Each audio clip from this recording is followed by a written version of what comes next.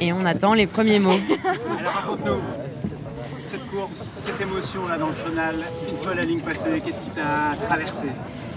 Je pense que je suis encore sous le choc, je suis sidérée du monde qu'il y avait, c'était incroyable.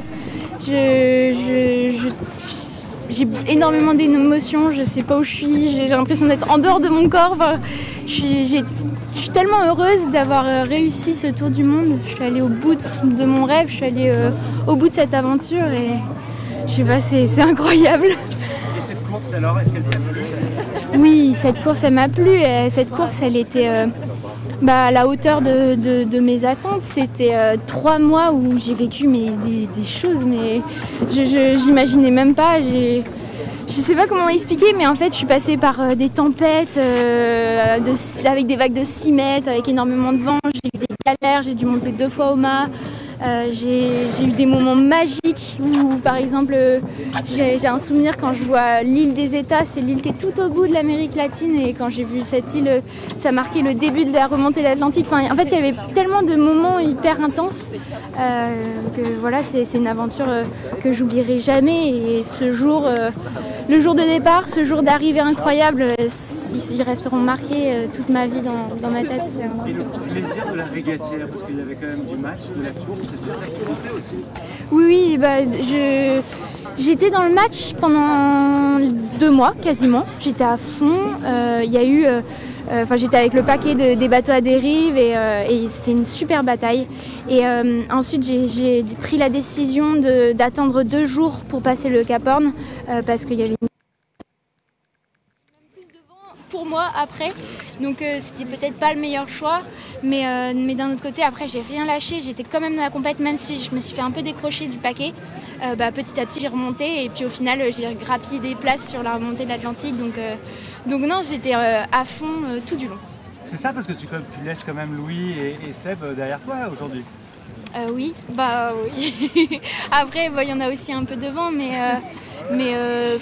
cette course c'était l'aventure avant tout, donc j'ai un esprit de régatière et je viens de la régate, donc j'essaye toujours de faire au mieux, de dormir le moins possible, de régler le mieux possible le bateau et donc je pense que j'ai fait mon maximum. Qu'est-ce qui a été le plus dur? Ça a été dur, la longueur de la course quand même. 3 mois sans voir mes proches et ma famille, je me rends compte que quand même c'est assez difficile. J'ai vraiment besoin de voir des visages, de les serrer dans mes bras. Mais après, sinon, il y a eu certaines épreuves très difficiles, certaines tempêtes, ou alors la montée au mât, les choses comme ça. Bon, profite la journée pour toi là. Merci beaucoup, merci. Merci à tous en tout cas pour cet accueil. Est-ce que cette course était à la hauteur de tes attentes? On va se rapprocher. Cette course, voilà, on va continuer donc de voir Violette donc, qui répond aux questions des journalistes. Cette course, c'était l'aventure avant tout, elle le dit, hein, Violette. Et puis elle va être avec nous, alors Violette. Violette, c'est quoi les émotions là, au moment de poser le pied par terre? C'est incroyable, c'est très troublant et de voir toutes ces personnes et j'ai eu une arrivée mais magique. Même dans mes rêves les plus fous, j'aurais pas pu imaginer autant de monde, autant d'énergie et ça fait extrêmement plaisir. Vous vous rendez compte du phénomène que vous êtes devenu ou pas? On en parlait avec Benjamin Ferré il y a quelques instants, qui disait elle ne s'attendait pas à ça, même en mer. Elle disait je ne comprends pas ce qui se passe en fait autour de.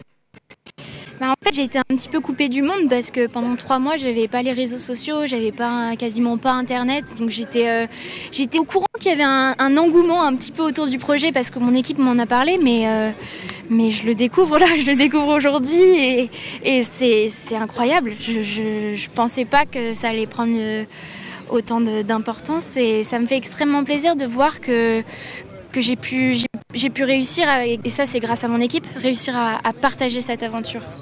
Vous l'avez partagé avec les réseaux sociaux justement beaucoup.